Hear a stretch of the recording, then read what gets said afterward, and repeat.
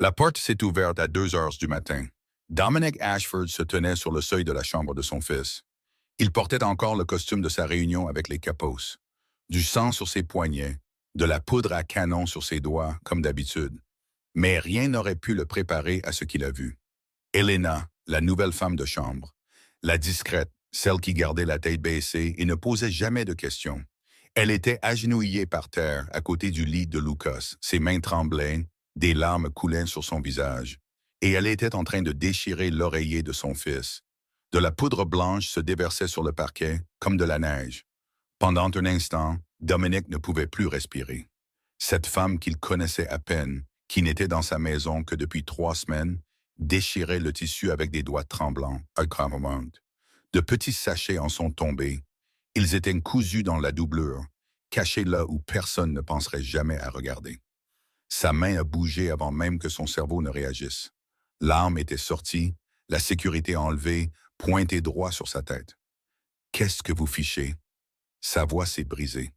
Le diable de la côte Est, l'homme qui faisait pleurer et supplier les hommes les plus durs, ressemblait à un père voyant son monde s'effondrer.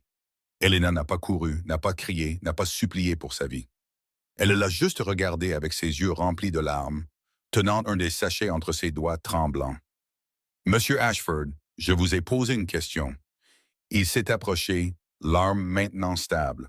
« Vous avez 3 secondes avant que je vous loge une balle dans le crâne. » Des pas derrière lui, Victoria est apparue sur le seuil, son peignoir de soie flottant. Son visage était parfaitement composé, glacial, comme toujours. « Dominic, que se passe-t-il? » Ses yeux ont balayé la scène. « Je t'avais dit qu'elle agissait bizarrement. Je t'avais dit qu'on aurait dû... » « Tais-toi. » Dominic ne l'a pas regardé. Ses yeux étaient rivés sur Elena. « Parlez, maintenant. » Elena s'est levée lentement, ses jambes chancelantes. La poudre blanche s'accrochait à son uniforme comme de la cendre. Elle n'a pas essuyé ses larmes, n'a pas détourné le regard. « Votre fils est en train d'être empoisonné. » Les mots sont restés en suspens dans l'air, comme de la fumée. Le doigt de Dominic a tressailli sur la détente. « Qu'est-ce que vous avez dit? » « Lucas. » La voix d'Elena s'est brisée, mais elle a continué. « Chaque nuit, depuis 3 ans, il respire du poison pendant son sommeil. C'est pour ça qu'il est malade. C'est pour ça qu'aucun médecin ne peut le guérir, parce que ce n'est pas une maladie. » Elle a brandi le sachet. C'est un meurtre au ralenti. Victoria a ri doucement derrière lui. « Elle est folle. Dominic, elle est clairement... » J'ai dit « tais-toi. » Dominic a fixé la poudre blanche sur le sol, son fils dormant dans ce lit, petit, pâle et respirant à peine, et cette femme qui venait de déchirer son monde en deux. « Vous mentez? » »« Non, je ne mens pas. »« Alors qui? » L'arme tremblait maintenant. Sa voix tremblait. « Qui ferait ça à mon fils? » Elena a regardé par-dessus son épaule, droit vers Victoria. « Je sais exactement qui le fait. » Truisant. C'est le temps que Dominic Ashford avait passé à regarder son fils mourir. Ça a commencé 6 mois après l'enterrement. 6 mois après qu'ils aient mis Isabella en terre. 6 mois après un accident de voiture qui n'en était pas un, bien que Dominic n'apprendrait cette vérité que bien plus tard. Lucas avait 3 ans quand les symptômes ont commencé. De la fatigue au début, du genre qui fait qu'un bambin dort 14 heures et se réveille toujours épuisé. Puis sont venues les douleurs à l'estomac, les épisodes que les médecins appelaient des poussées, puis les vomissements, les tremblements, les crises qui poussaient Dominic à serrer le petit corps de son fils et à supplier Dieu de ne pas le prendre. Lui aussi, il avait déjà perdu Isabella. Il ne pouvait pas perdre Lucas. Pas quand chaque fois qu'il regardait dans ses yeux bleus, il la voyait, elle, le regarder en retour. Alors Dominic Ashford a fait ce que Dominic Ashford faisait toujours. Il a jeté de l'argent sur le problème. La clinique Mayo, 50 000 $ pour une évaluation de 2 semaines. Aucune réponse. Johns Hopkins, 75 000 $ pour des tests expérimentaux. Plus de questions qu'avant. La clinique de Cleveland, des spécialistes de Harvard, Columbia, Stanford. Des hommes et des femmes avec des décennies d'expérience, hochant la tête avec une sympathie coûteuse. 2 millions de dollars. C'est ce que Dominic a dépensé pour essayer de sauver son fils. 2 millions de dollars. Et aucun d'entre eux n'a pu lui dire pourquoi Lucas était en train de mourir. Les symptômes ressemblent à une maladie auto-immune rare, disait-il. Mais les marqueurs ne correspondent pas. Ça pourrait être génétique, disait-il, mais les tests reviennent normaux. Nous recommandons des soins palliatifs, disait-il, pour le mettre à l'aise. À l'aise. Il voulait qu'il mette son fils à l'aise pendant qu'il le regardait s'éteindre. Le diable de la côte Est, l'homme qui contrôlait New York, le New Jersey, le Connecticut, l'homme dont le nom faisait se signer et prier les criminels les plus endurcis, l'homme qui pouvait mettre fin à une vie d'un simple coup de fil, et il ne pouvait pas sauver son propre enfant. Puis Victoria Chen a franchi sa porte. Elle est arrivée avec des diplômes de Stanford, des références de cliniques prestigieuses, une confiance calme qui a percé le chaos du désespoir. Une nutritionniste, a-t-elle dit, spécialisée dans les maladies pédiatriques rares. Les médecins traditionnels ne cherchent pas au bon endroit, lui a-t-elle dit. Laissez-moi essayer quelque chose de différent. Quand tous les autres sont partis, Victoria est restée. Elle préparait des smoothies spéciaux pour Lucas, surveillait son régime avec un soin méticuleux, ajustait ses compléments chaque semaine en fonction de ses symptômes. Elle est devenue la seule constante dans une maison qui était devenue un carrousel de spécialistes ratés. Et quelque part en chemin, elle est devenue plus. Dominic était épuisé, seul, noyé dans un chagrin qu'il ne pouvait pas montrer et une peur qu'il ne pouvait pas admettre. Victoria était là, chaleureuse quand il avait besoin de chaleur, silencieuse quand il avait besoin de silence. Elle a emménagé dans sa chambre 8 mois après son arrivée. Il se disait que c'était pratique, commode. Elle devait être proche pour surveiller Luca la nuit. Il ne s'est pas dit la vérité. Qu'il était si désespéré que quelqu'un reste, qu'il avait cessé de se demander pourquoi il voulait rester. Une nuit, Dominic se tenait sur le seuil de la chambre de Luca, regardant son fils dormir. Les machines bipaient doucement. La perfusion goûtait. Le garçon avait l'air si petit dans ce lit immense. « Je ne te laisserai pas partir, » a murmuré Dominic. « Je brûlerai ce monde avant de te perdre. Je te le promets. » Derrière lui, Victoria observait depuis l'ombre et souriait, car l'ennemi n'était pas à l'extérieur de ses murs. L'ennemi partageait son lit. Mais avant qu'Elena Reyes ne mette un pied dans le manoir Ashford, avant qu'elle ne voie les yeux fatigués de Luca ou le sourire froid de Victoria, elle a fait une promesse. Une promesse née dans le sang, la pluie et le chagrin. Il y a 2 ans, hôpital général du Bronx, chambre 412. Miguel Reyes avait 17 ans et il était en train de mourir. Elena ne le savait pas encore, les médecins non plus. Mais quelque part au fond de ses tripes, à cet endroit où la vérité vit avant que les mots ne puissent la rattraper, elle savait que quelque chose n'allait pas. Son frère était malade depuis des semaines. Des maux de tête qui le faisaient pleurer, une fièvre qui ne tombait pas, une raideur dans le cou qu'il attribuait à une mauvaise position de sommeil. « C'est le stress », a dit le médecin, levant à peine les yeux de son presse-papier. « Anxiété d'adolescent, peut-être une dépression. Je vais lui prescrire quelque chose pour l'aider à se détendre. » Elena se tenait dans un coin de la pièce, portant encore sa blouse du programme d'infirmière qu'elle suivait depuis 2 ans. 2 ans à étudier les symptômes, à mémoriser les signes avant-coureurs, à apprendre à faire confiance à ce que le corps vous dit. Tout en elle hurlait que ce n'était pas du stress, mais elle est restée silencieuse. Parce que qui était-elle pour contredire un médecin? Elle n'était personne, une fille du Bronx qui faisait des ménages pour payer des cours qu'elle pouvait à peine se permettre, une sœur qui aimait son frère mais n'avait pas les diplômes pour le prouver. Alors, elle n'a rien dit. 3 semaines plus tard, Miguel s'est effondré dans leur appartement. Elena était au travail quand elle a reçu l'appel. Elle a couru 6 pâtés de maison jusqu'à l'hôpital, a fait irruption aux urgences et a trouvé son frère en pleine crise sur un brancard. De la mousse à la bouche, les yeux révulsés. Méningite bactérienne. L'infection s'était trop propagée. Le gonflement de son cerveau était trop sévère. Les médecins ont prononcé des mots comme agressive et avancée, et si seulement nous l'avions détecté plus tôt, si seulement. Miguel est mort à 3h47 du matin, un mardi. Il tenait la main d'Elena quand son cœur s'est arrêté. Ses derniers mots étaient à peine un murmure, si bas qu'elle a dû se pencher pour les entendre. « Ce n'est pas grave, sœurette, ce n'est pas ta faute. » Mais ça l'était. Elena le savait à ce moment-là. Elle le savait chaque jour après. Elle le savait dans ses os, dans son sang, dans chaque souffle qu'elle prenait. Elle avait vu les signes. Elle avait senti la vérité et elle était restée silencieuse parce qu'elle avait peur de parler. Son silence avait tué son frère. L'enterrement a eu lieu un jeudi pluvieux. Le cimetière du Queens était à moitié vide. Leur mère était morte des années auparavant. Leur père était parti avant qu'Helena ne sache marcher. Il n'y avait qu'Helena, seule sous l'averse, regardant descendre en terre la seule famille qui lui restait. C'est là qu'elle a fait la promesse.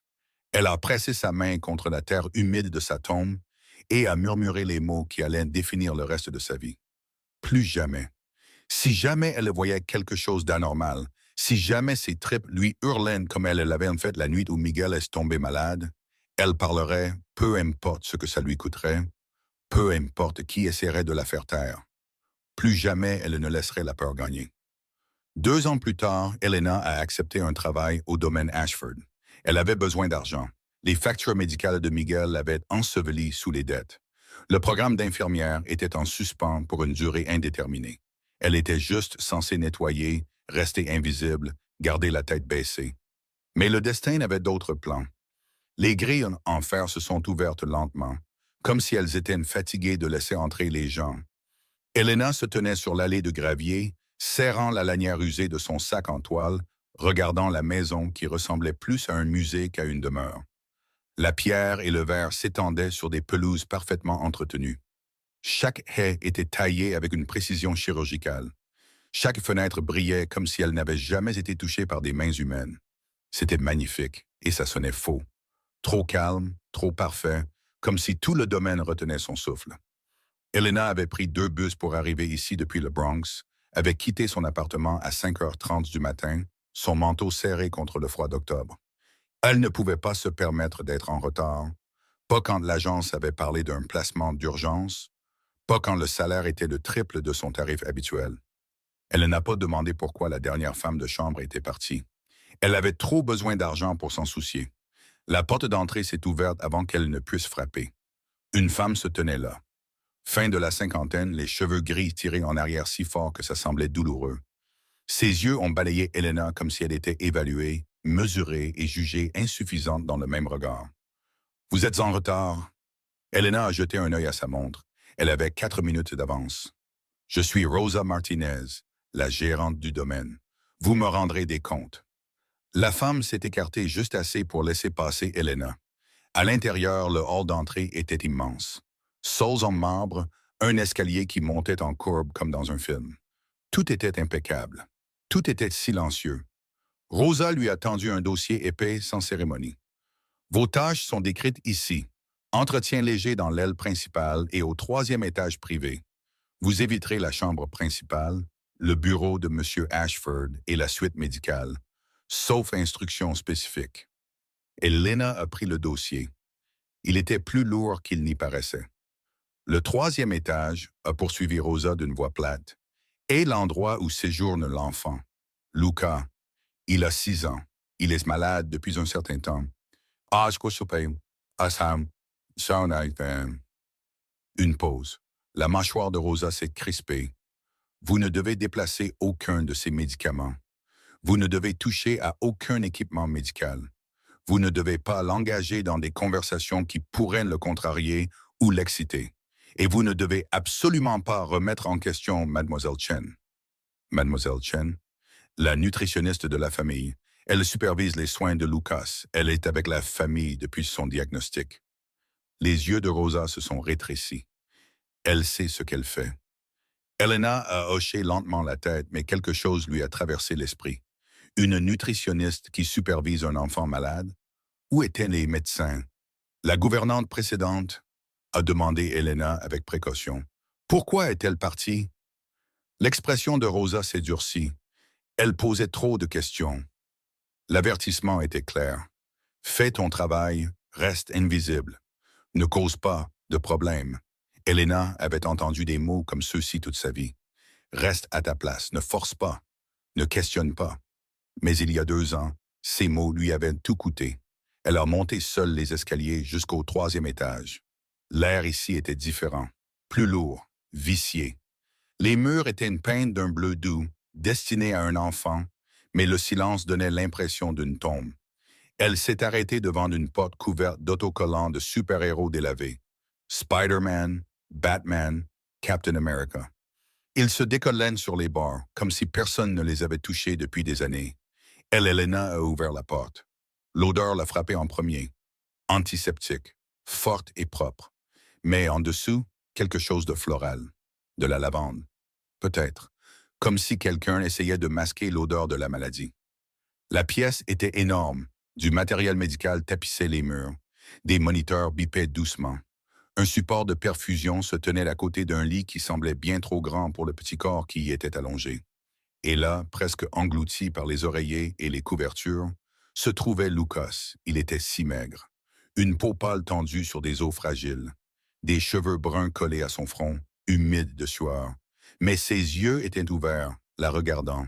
Des yeux bleus, tout comme ceux de son père, remplis de quelque chose qui faisait mal à la poitrine d'Elena. De l'espoir.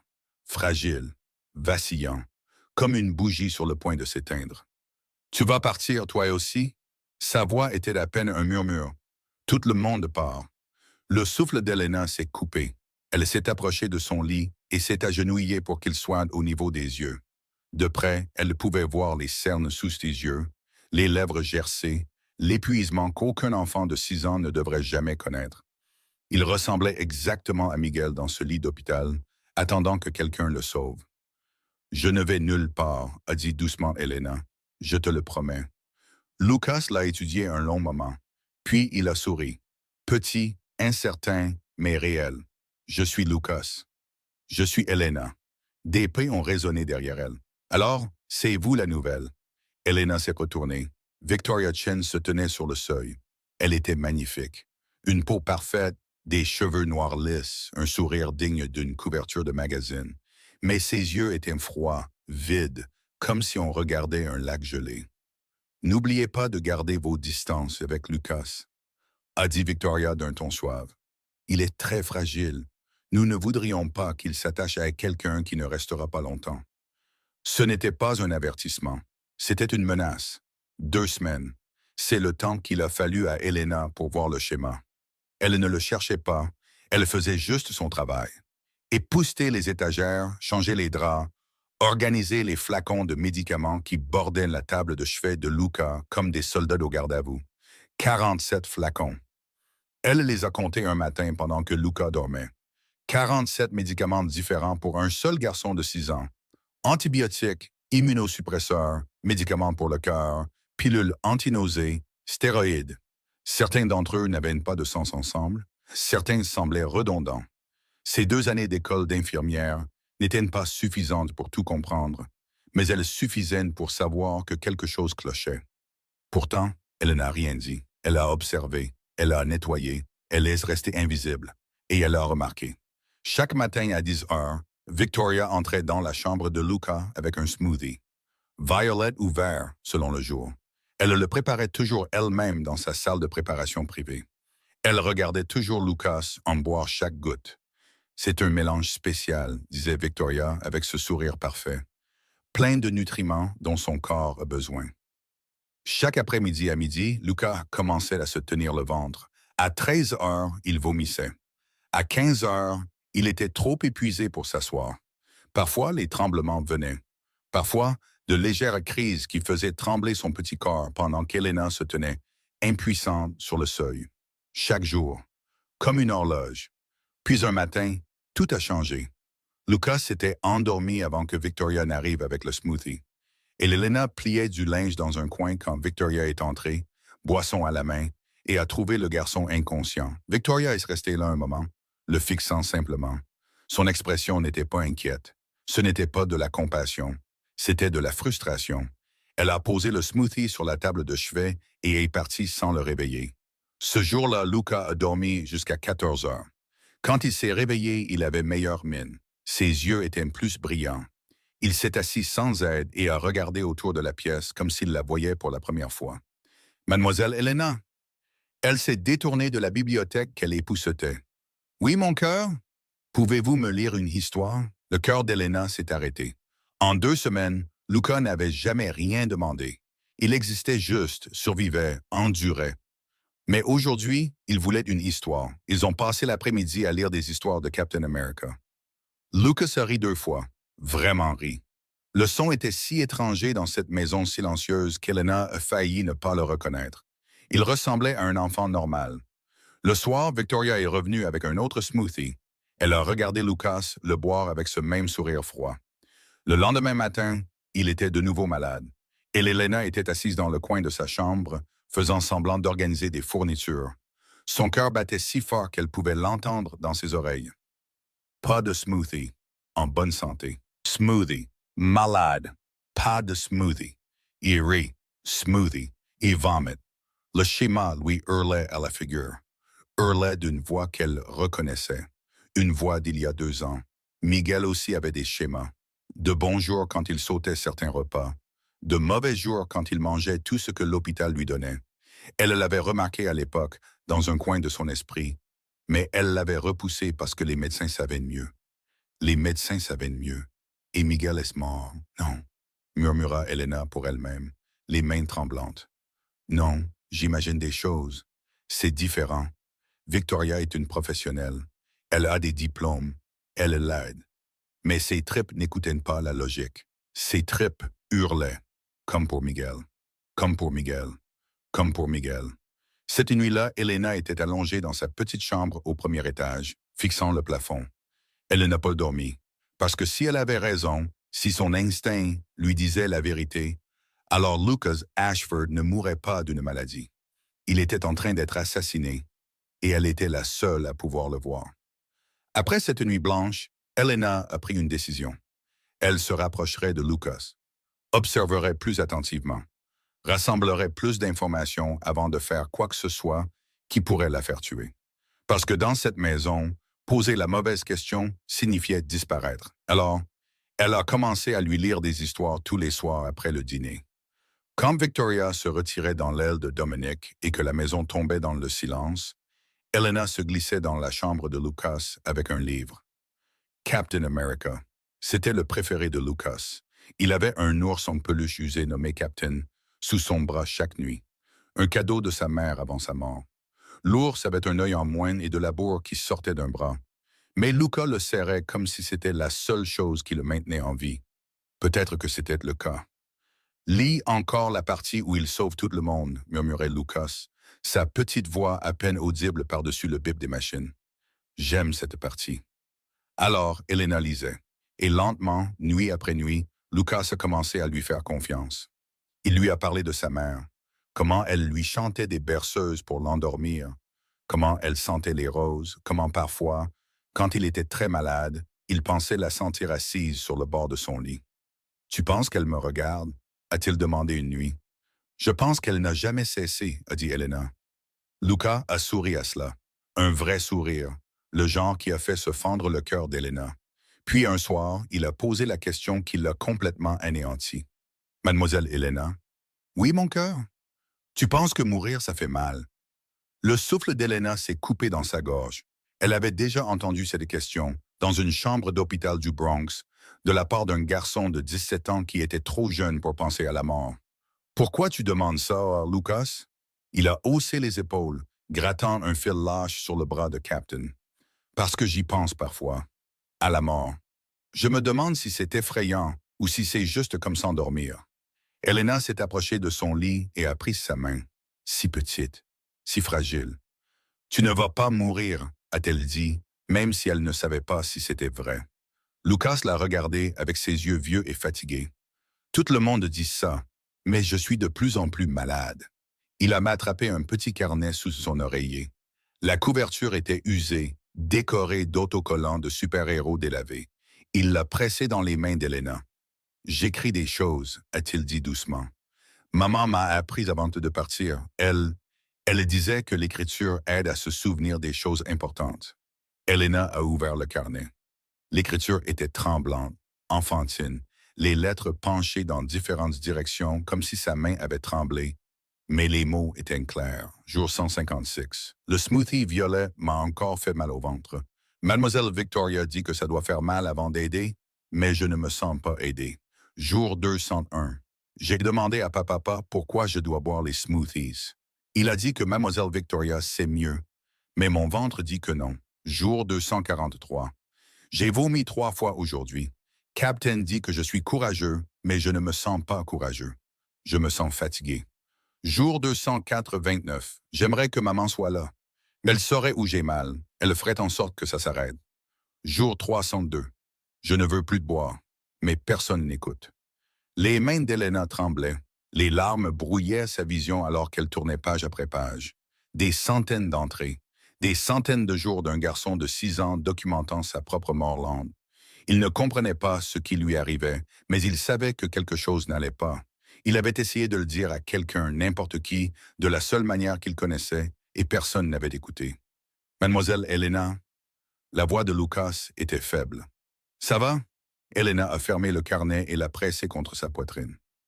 Je peux le garder un petit moment, a-t-elle murmuré. Lucas a hoché la tête. Tu es la première personne qui a voulu le lire. Cette nuit-là, Elena était assise seule dans sa chambre, le carnet de Lucas sur ses genoux, des larmes coulant sur son visage. Un enfant avait écrit son propre meurtre au crayon de cire, et elle était la seule à pouvoir le lire. Elena ne pouvait pas accuser Victoria Chen d'empoisonner un enfant sur la base d'un carnet et d'une intuition. Pas dans cette maison. Pas contre la femme qui partageait le lit de Dominic Ashford. Elle avait besoin de preuves, de vraies preuves. Le genre qui ne pouvait être nié, ni rejeté, ni enterré. Alors, elle a commencé à observer. Victoria avait une routine prévisible, précise, comme tout le reste chez elle. Chaque matin à 10 heures, elle préparait le smoothie de Luca dans sa salle de préparation privée au 2e étage. Personne d'autre n'était autorisé à y entrer. Elle fermait toujours la porte à clé derrière elle. Elle lavait toujours son propre matériel. Elle se débarrassait toujours des ingrédients elle-même. Chaque après-midi à 15 heures, elle partait pour le yoga. Exactement 1 heure, jamais 1 minute de plus, jamais 1 minute de moins. C'était la fenêtre d'opportunité d'Elena. Le mardi après-midi, elle se tenait dans le couloir devant la salle de préparation de Victoria, le cœur battant si fort qu'elle le sentait dans ses dents. 15h07. La voiture de Victoria avait quitté l'allée 5 minutes plus tôt. Elena a essayé la poignée de la porte. Verrouillée. Elle a sorti une épingle à cheveux de sa coiffure. Miguel lui avait appris ce tour des années auparavant, quand ils se retrouvaient enfermés hors de leur appartement dans le Bronx.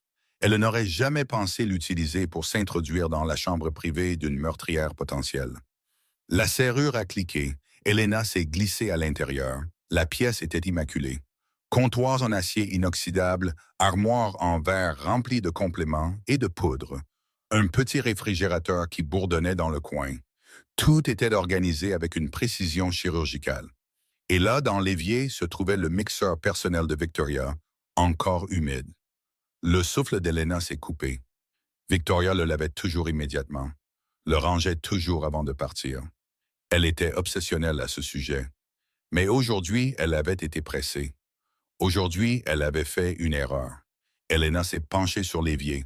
L'odeur l'a frappée instantanément. Amère, métallique, anormale. Ce n'était pas une boisson santé. Ce n'étaient pas des vitamines, des nutriments et des compléments curatifs. C'était tout autre chose. Ses mains tremblaient alors qu'elle sortait son téléphone et prenait des photos. Le mixeur, le résidu, les armoires, tout. Puis elle a attrapé un coton-tige de sa poche. Elle avait prévu cela et a soigneusement prélevé un échantillon du résidu collé à la lame du mixeur. Elle l'a scellé dans un petit sac en plastique et l'a glissé dans son soutien-gorge. 15h31. Il restait 29 minutes. Elle était sur le point de partir quand elle l'a entendu. Des pas. Le cœur d'Elena s'est arrêté. Des pas lourds dans le couloir, se rapprochant. Elle a regardé frénétiquement autour d'elle. La porte était la seule sortie. Il n'y avait nulle part où se cacher, sauf dans le coin, derrière l'armoire à fourniture, une ombre juste assez profonde pour y disparaître. Elle s'est plaquée contre le mur et a retenu sa respiration. La porte s'est ouverte. Marcus Cole est entré, le bras droit de Dominic, le chef de la sécurité, l'homme qui travaillait pour la famille Ashford depuis 15 ans. Il se tenait sur le seuil scrutant la pièce.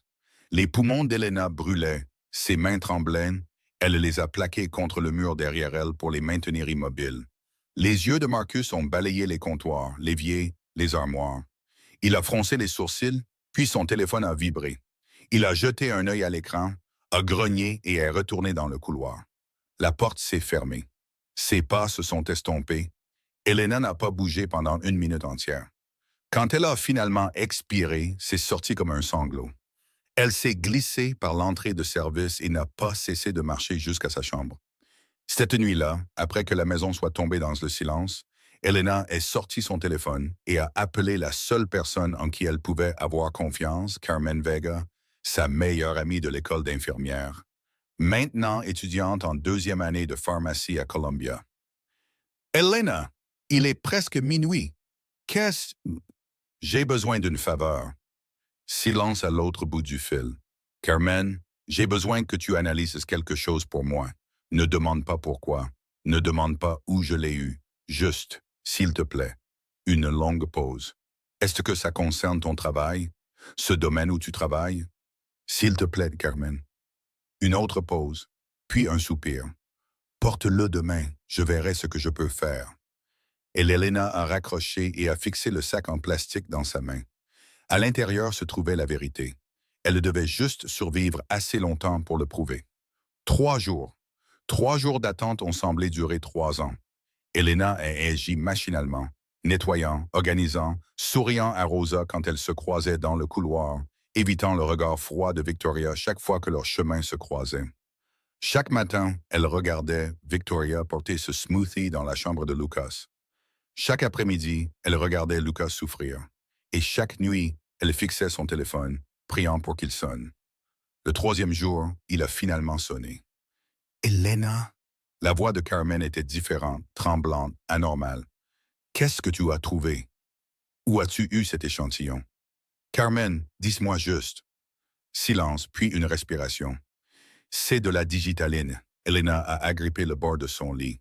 « Quoi? » De la digitaline. C'est un glycoside cardiaque extrait de la digitale pourpre. À petite dose, c'est utilisé comme médicament pour le cœur, mais en dose accumulée au fil du temps. Carmen a fait une pause.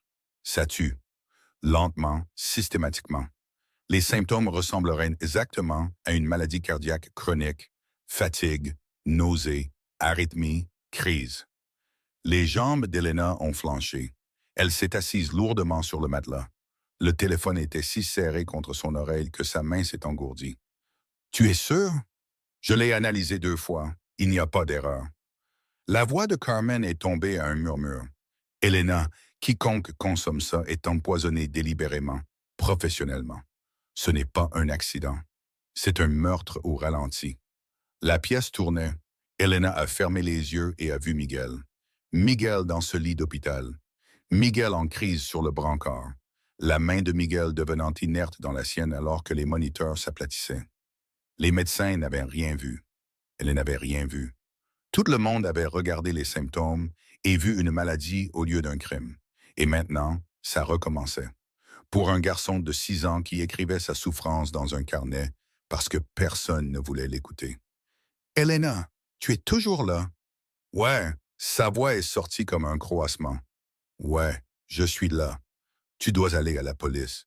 Tout de suite, ce soir. »« Je ne peux pas. »« Comment ça, tu ne peux pas? Un enfant est en train d'être... Carmen, écoute-moi. » La mâchoire d'Elena s'est crispée. La femme qui fait ça est la petite amie de Dominic Ashford. Silence. Le Dominic Ashford? Celui qu'ils appellent... Oui, Carmen a expiré brusquement. Mon Dieu, Elena. Si je vais à la police sans preuve solide, elle niera tout. Elle dira que je mens. Elle dira que j'essaie de les extorquer ou de créer des problèmes. Et puis je disparaîtrai. Alors, qu'est-ce que tu vas faire? Elena a fixé le plafond de sa petite chambre, la tache d'humidité dans le coin qui ressemblait à une carte d'un endroit où elle avait été. La fissure dans la peinture qui était là depuis son arrivée. J'ai besoin de plus de preuves, quelque chose d'indéniable, quelque chose qui prouve qu'elle le fait délibérément. C'est dangereux, ces gens. Je sais qui ils sont. Alors tu sais ce qu'ils te feront si tu te trompes, ou si tu as raison et qu'ils ne te croient pas. Elena a pensé à Luca, à ses yeux fatigués, à son carnet rempli de douleur, à sa question qui résonnait encore dans son esprit. « Tu penses que mourir, ça fait mal? » Je me suis trompée une fois, a dit Elena doucement. Je suis restée silencieuse quand j'aurais dû parler, et mon frère en est mort.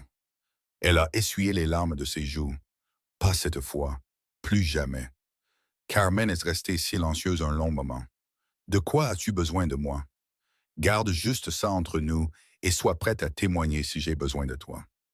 Elena, promets-moi. Carmen. Un soupir, je te le promets. Elena a raccroché. Elle était assise seule dans l'obscurité, le poids de la vérité pesant sur sa poitrine comme une pierre. Victoria Chen empoisonnait Lucas Ashford et Elena était la seule à le savoir. Maintenant, elle devait trouver une preuve que Dominic ne pourrait pas ignorer. Une preuve qui lui ferait voir ce que son chagrin et son épuisement l'avaient empêché de voir. Une preuve que la femme dans son lit assassinait son fils. Elena savait où Victoria gardait ses secrets. Pendant ces semaines d'observation, elle avait remarqué l'armoire verrouillée dans le coin de la salle de préparation. Celle que Victoria vérifiait chaque matin avant de préparer le smoothie de Lucas. Celle qu'elle vérifiait toujours une deuxième fois avant de partir pour le yoga. Quoi qu'il y ait à l'intérieur de cette armoire, Victoria ne voulait pas que quiconque le voie. Elena devait savoir pourquoi. Elle a attendu jusqu'à minuit. La maison était silencieuse. Rosa s'était retirée dans ses quartiers des heures auparavant. Les gardes de sécurité faisaient leur ronde à l'extérieur et Victoria était exactement là où Elena savait qu'elle serait, dans la chambre de Dominic, dans le lit de Dominic. Elena s'est faufilée dans les couloirs sombres, ses pieds nus silencieux sur les sols en marbre. Elle avait mémorisé chaque planche qui craquait, chaque détecteur de mouvement, chaque angle mort des caméras. Si elle se faisait prendre, elle était morte. Si elle ne le faisait pas, Luca était mort. Elle a atteint la salle de préparation et s'est glissée à l'intérieur. Le clair de lune filtrait par la fenêtre, projetant des ombres argentées sur les comptoirs en acier inoxydable. Elena s'est dirigée vers l'armoire et s'est agenouillée. La serrure était plus sophistiquée que celle de la porte. Un petit clavier avec un code à 4 chiffres. Le cœur d'Elena s'est serré. Puis, elle s'est souvenue, l'anniversaire de Victoria. Rosa l'avait mentionné une fois, en se plaignant d'avoir dû commander un gâteau spécifique. Le 17 octobre, 1-0-1-7. La lumière est devenue verte. Elena a ouvert l'armoire. À l'intérieur se trouvaient des rangées de petites pots remplies de poudre et de feuilles séchées, des herbes qu'Elena ne reconnaissait pas, des substances qui n'avaient rien à faire dans l'armoire d'une nutritionniste. Et en dessous, un carnet relié en cuir. Les mains d'Elena tremblaient alors qu'elle le sortait. L'écriture à l'intérieur était nette, précise, clinique. Semaine 15, augmenter la digitaline à 0,4 mg, symptômes conformes au calendrier prévu. Le docteur Whitmore ne se doute de rien. Ses prescriptions masquent efficacement la véritable cause. Semaine 23, le sujet montre une fatigue accrue, palpitations cardiaques plus fréquentes. Le père est de plus en plus désespéré. Le plan se déroule comme prévu. Semaine 28, Marcus a confirmé que le compte offshore est prêt. Volkov promet 5 millions de dollars à l'achèvement. 2 millions de dollars supplémentaires provenant du testament. Elena a cessé de respirer. Volkov. Elle avait déjà entendu ce nom. Rosa l'avait murmuré une fois, en se signant comme pour conjurer le mal. Nikolai Volkov, le Russe, celui qui contrôlait Boston et tout ce qui se trouvait au nord. Celui qui avait tué la femme de Dominic il y a 4 ans. Ce n'était pas seulement un meurtre. C'était un assassinat. Une conspiration. Une attaque coordonnée de l'intérieur et de l'extérieur de l'Empire Ashford. Victoria n'empoisonnait pas seulement Lucas. Elle était une espionne infiltrée. Une arme pointée sur le cœur de la famille de Dominic. Et Marcus Cole, l'homme de confiance de Dominic, l'aidait. Les mains d'Elena tremblaient si fort qu'elle pouvait à peine tenir son téléphone. Elle a photographié chaque page, ses doigts tremblants, certaines images floues à cause du mouvement. Puis, elle l'a vu. Glissé derrière le carnet, un document plié. Elle l'a ouvert. C'était une copie du testament de Dominic Ashford. La section pertinente était surlignée en jaune. En cas de décès de Lucas Ashford, Victoria Chen, en reconnaissance de son dévouement inlassable à ses soins, recevra la somme de 5 millions de dollars. 5 millions de dollars. Pour avoir regardé un enfant mourir. Pour avoir fait mourir un enfant. L'estomac d'Elena s'est noué. Elle a mis sa main sur sa bouche pour ne pas vomir. Cette femme avait passé 3 ans à empoisonner un garçon de 6 ans, documentant son déclin comme une expérience scientifique, attendant le bon moment pour le laisser mourir afin de pouvoir toucher son paiement et s'en aller sans être inquiété. Et Dominique, aveuglé par le chagrin et le désespoir, avait signé les papiers qui rendaient le meurtre de son fils rentable. Elena a tout remis exactement comme elle l'avait trouvé. A fermé l'armoire, a entendu la serrure cliquer. Elle avait les preuves. Maintenant, elle devait juste survivre assez longtemps pour les utiliser. Hélène ne pouvait pas attendre le matin. Pas après ce qu'elle avait lu dans le carnet de Victoria. Pas après avoir vu les registres de dosage, la conspiration avec Volkov, le calcul froid derrière chaque entrée. Une ligne résonnait sans cesse dans son esprit. Administration respiratoire plus stable que par voie orale. Mise en place du protocole nocturne. Protocole nocturne, quelque chose que Lucas respirait. Chaque nuit, Elena se déplaçait dans la maison sombre comme un fantôme. Son cœur battait si fort qu'elle entendait le sang affluer dans ses oreilles. L'horloge dans le couloir indiquait 1h14 du matin. Elle a atteint la chambre de Lucas et s'est glissée à l'intérieur. Le garçon dormait. Sa petite poitrine se soulevait et s'abaissait en respiration courte et laborieuse. Captain, l'ours en peluche, était bas. Était blotti sous son menton. Les machines bipaient leur rythme régulier. Tout semblait paisible. Tout semblait anormal. Elena s'est approchée du lit et a fixé les oreillers.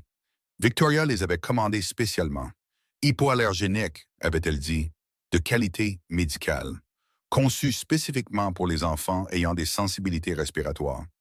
Ils étaient arrivés il y a 3 ans, juste au moment où Luca a commencé à tomber malade. Elena a pris l'un des oreillers. Il semblait plus lourd qu'il ne le devrait. Elle a passé ses doigts le long des coutures, cherchant quelque chose qu'elle priait de ne pas trouver. Là, une bosse, petite, cachée au fond du rembourrage. Ses mains se sont mises à trembler. Elle a regardé Lucas, toujours endormi, respirant toujours ce souffle court et difficile. Ça ne pouvait pas attendre. Elle ne pouvait pas attendre. Elena a saisi le tissu et a tiré. La couture s'est déchirée avec un bruit sourd.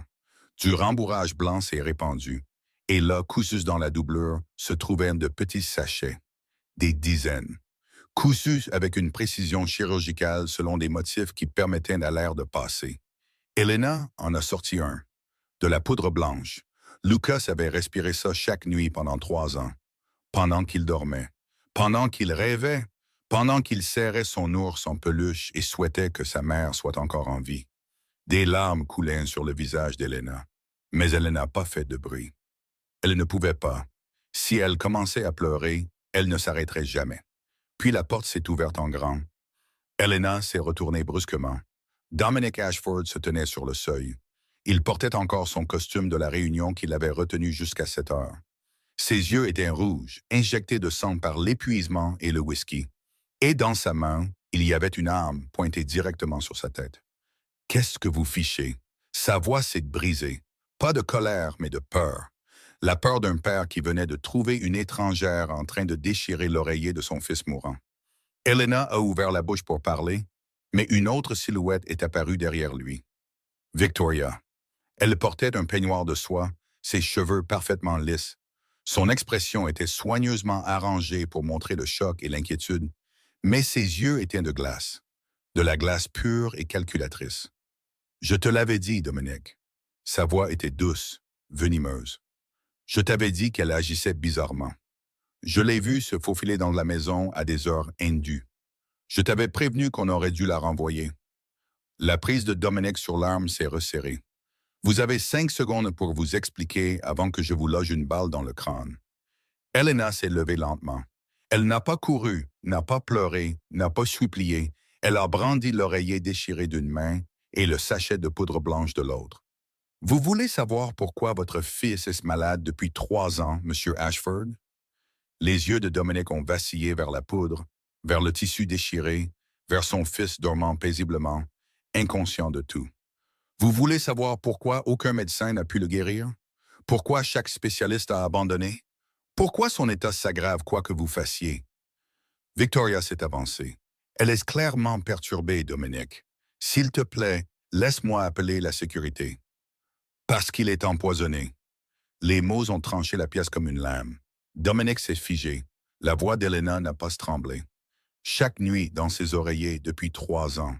Et je sais exactement qui le fait. L'âme n'a pas bougé. Parlez. La voix de Dominic était basse, dangereuse. Vous avez 30 secondes. Elena avait imaginé ce moment une centaine de fois.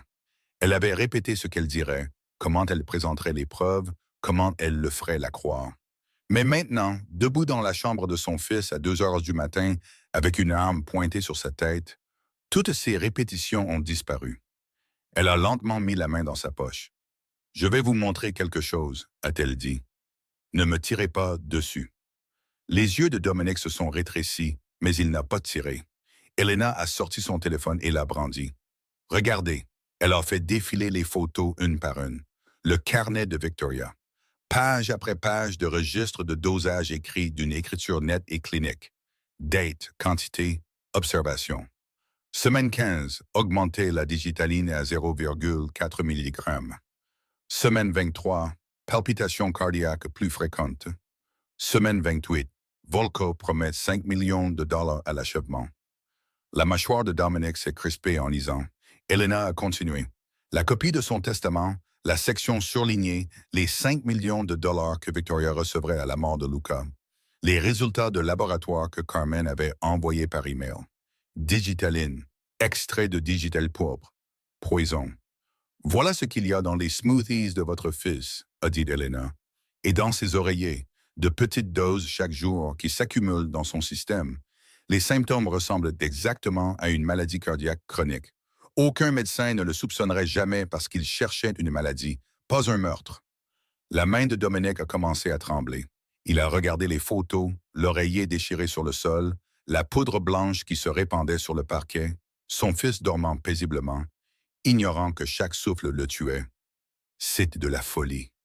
La voix de Victoria a percé le silence. Elle a ri doucement, le son parfaitement contrôlé. Dominic, chérie, elle est clairement perturbée. C'est une sorte de stratagème élaboré.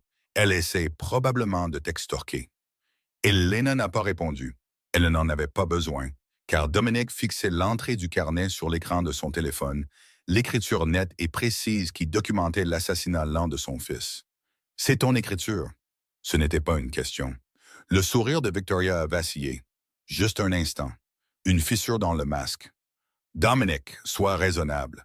Je t'ai vu écrire des listes de courses, des cartes d'anniversaire, des notes pour le monde personnel. » Sa voix était d'un calme mortel. « Je connais ton écriture, Victoria. » La pièce est devenue glaciale. Le sang-froid de Victoria s'est brisé. Ses traits parfaits se sont tordus en quelque chose de laid, de réel. Puis son téléphone a sonné. Tout le monde s'est figé. Victoria a jeté un œil à l'écran. Et pendant une fraction de seconde, Elena a vu la peur traverser son visage. Dominic l'a vu aussi. « Qui t'appelle à 2 heures du matin, Victoria? »« Personne, ce n'est rien. Montre-moi. »« Dominic, montre-moi. » Victoria est reculée d'un pas, pressant le téléphone contre sa poitrine. Mais Dominic a été plus rapide. Il s'est jeté en avant et le lui a arraché des mains. L'identifiant de l'appelant brillait dans l'obscurité. Marcos, Dominic a fixé l'écran. Son homme le plus digne de confiance. Son bras droit depuis 15 ans. Appelé sa petite amie au milieu de la nuit pendant que Lucas gisait mourant à 3 mètres de là. « Marcus », a murmuré Dominic. « Marcus t'appelle. À 2 heures du matin, pendant que mon fils... » Les pièces se sont assemblées. Les failles de sécurité, les informations qui semblaient toujours fuiter, la façon dont Marcus savait toujours exactement où être et quand. Espèce de garce traîtresse. La voix de Dominic était à peine humaine, un grognement venu de quelque part, de profond et de primal. Et ce chien de traître! Le masque de Victoria était tombé maintenant. Seule la survie restait. « Dominic, écoute-moi, tu ne comprends pas. Volkov, il a des ressources, il a... » Il n'y a rien à expliquer. Le rugissement a résonné dans la pièce. Lucas s'est agité dans son sommeil, gémissant doucement. Dominic a tourné l'arme vers Victoria. Sa main était stable maintenant. Ses yeux étaient morts. « Tu as tué mon fils pendant 3 ans, dans ma maison, dans mon lit. » Victoria a levé les mains. « Dominic, réfléchis. Si tu me tues, tu ne sauras jamais tout. Tu ne sauras jamais jusqu'où ça va. J'en sais assez. Son doigt s'est déplacé vers la détente. Victoria a bougé avant que Dominic ne puisse appuyer sur la détente. Sa main s'est tendue et a attrapé la lampe sur la table de chevet de Luca et l'a lancée au visage de Dominic. Le verre a volé en éclats. Dominic a reculé en titubant, protégeant ses yeux. Dans le même mouvement, Victoria a frappé l'interrupteur de sa paume. L'obscurité a englouti la pièce. Elena s'est instinctivement jetée au sol, couvrant Lucas de son corps alors qu'elle entendait des pas courir, une porte claquer, Dominic maudire dans le noir. « Sécurité !» a rugi Dominic. « Confinement, maintenant. » Il a cherché son téléphone, tapant des codes, aboyant des ordres. Mais rien ne s'est passé. Les portes ne se sont pas fermées. Les alarmes n'ont pas sonné. Les caméras qui auraient dû suivre chaque mouvement dans la maison sont restées sombres, parce que Marcus Cole contrôlait le système de sécurité. Et Marcus Cole attendait déjà à l'entrée du tunnel. Victoria a couru dans des couloirs qu'elle avait mémorisés des années auparavant. Son peignoir de soie volait derrière elle comme un fantôme. Elle a atteint la cave à vin, a écarté un casier de bouteilles et s'est glissée par la porte cachée que seules 3 personnes au monde connaissaient. Marcus était là, moteur en marche, phare éteint. « Monte », a-t-il dit.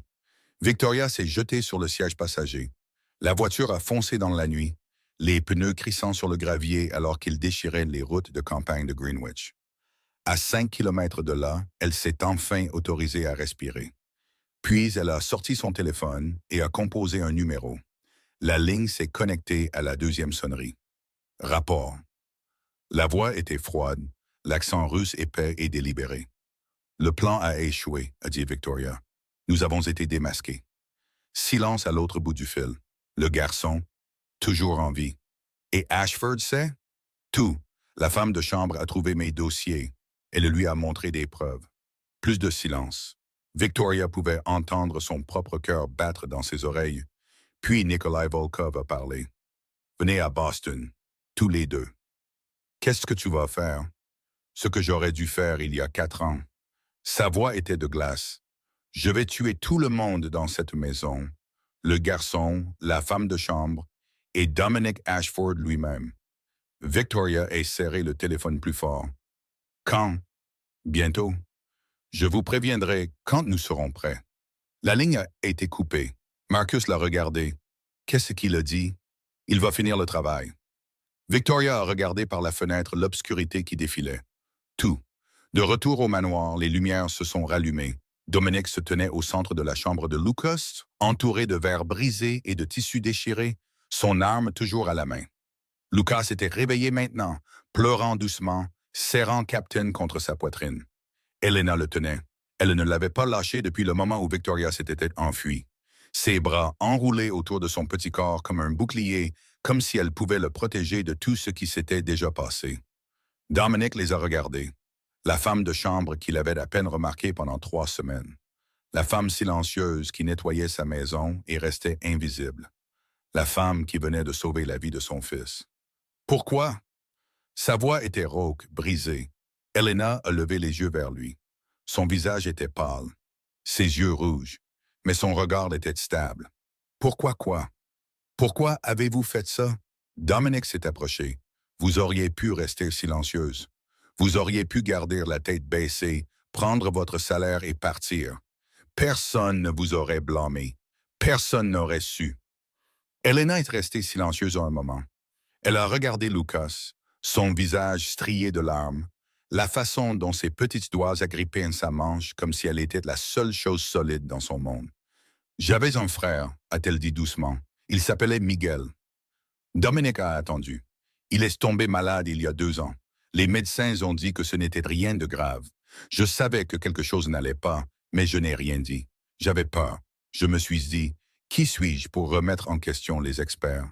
Sa voix s'est brisée. Il est mort 3 semaines plus tard dans mes bras parce que je suis restée silencieuse. Elle a levé les yeux vers Dominic, des larmes coulant sur son visage. Je lui ai promis que je ne resterai plus jamais silencieuse. Peu importe ce que ça me coûterait. Dominic est resté figé. Pour la première fois depuis des années, il n'avait pas de mots. Juste le poids de tout ce qu'il n'avait pas réussi à voir. L'ambulance privée est arrivée à 4 heures du matin. Pas de sirène, pas de gyrophare, juste une camionnette noire aux vitres teintées qui s'est arrêtée à l'entrée de service et a emporté Luca dans la nuit. Elena était à l'arrière, tenant la main du garçon, pendant que les ambulanciers le branchaient à des moniteurs et à de l'oxygène. Lucas était à peine conscient, entrant et sortant de la conscience, serrant toujours Captain de sa main libre. « Tu vas t'en sortir », a murmuré Elena. « Je te le promets. » Elle avait déjà fait cette promesse à Miguel, et elle l'avait rompue. Cette fois, ce serait différent. La camionnette les a déposés dans un établissement médical privé à une trentaine de kilomètres de Greenwich. Pas de panneau, pas de registre public. Juste un bâtiment qui existait pour des gens comme Dominic Ashford. Des gens qui avaient besoin de médecins qui ne posaient pas de questions et ne rendaient pas de compte aux autorités. Le docteur Samuel Chen les a accueillis à l'entrée. Aucun lien de parenté avec Victoria, espérait Elena. Il avait la soixantaine, les cheveux gris, des mains stables et des yeux fatigués qui avaient tout vu. Il a fait des tests pendant 3 heures. Quand il est finalement sorti de la salle d'examen, son visage était sombre. Empoisonnement chronique à la digitaline, a-t-il confirmé. Les niveaux dans son sang sont dangereusement élevés. Encore 2 mois, peut-être moins, et son cœur aurait lâché. Elena a fermé les yeux. 2 mois, c'est à quel point Luca était proche de la mort. Pouvez-vous le sauver? La voix de Dominic était brute. Les dommages sont importants, mais pas irréversibles. Nous allons commencer immédiatement un traitement par chélation, éliminer les toxines de son système. Avec un traitement approprié et du temps, il devrait se rétablir complètement. Devrait, pas le fera. Devrait. Le docteur Chen a disparu dans la pièce, laissant Dominic et Elena seuls dans le couloir stérile. Pendant un long moment, aucun d'eux n'a parlé. Puis Dominic s'est retourné et a frappé le mur de son poing. 1 fois, 2 fois, 3 fois. Le plâtre s'est fissuré. Ses articulations se sont ouvertes. Du sang a maculé la surface blanche. J'ai couché avec la femme qui tuait mon fils. Les mots ont résonné dans le couloir vide. Elena n'a pas bronché. Elle se tenait à côté de lui, proche mais sans le toucher, laissant sa rage remplir l'espace entre eux. Pendant 3 ans, poursuivit Dominic, sa voix se brisant. Pendant 3 ans, je l'ai tenu dans mes bras. Je lui ai fait confiance. Je l'ai laissé entrer dans ma maison, mon lit, la chambre de mon fils.